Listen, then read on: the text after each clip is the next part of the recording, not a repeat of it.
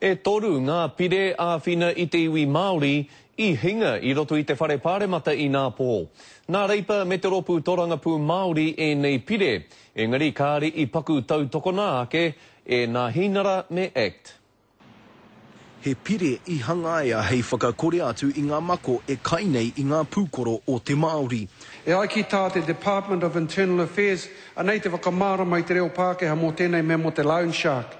E ai ki tā rātou, a loan shark is a person or entity that offers loans at very high interest rates.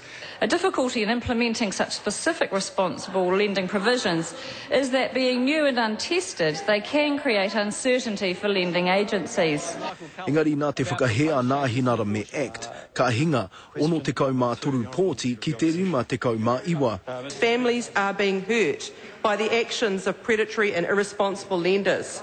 We've heard a number of excuses given tonight, and that's the bit that makes me mad. That's the bit that makes me angry. He whānui rawa te rerekētanga I wainganui I ngā pōti whakai, whakahera nei mo te pire āmema a te māngai mo te waiariki. Submitter after submitter, when describing the way in which Māori land had been taken in a disproportionate manner over the decades, told us that the Public Works Act 1981 created discrimination. Perhaps I could turn that round slightly without causing offence and saying that in the event of the Public Works Act being reviewed, this could then be part of that review.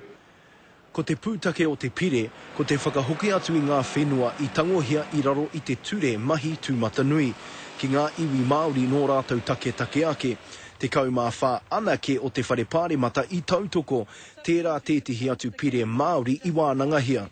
Recognising and providing for the interests of tangata whenua when it comes to developments in their rohe.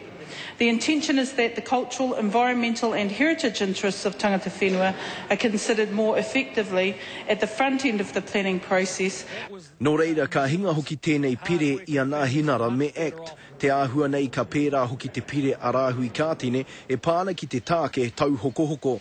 Ka matapaki hea a ngā wiki e rua e tū mai nei, Roihana Nuri, Te Karere.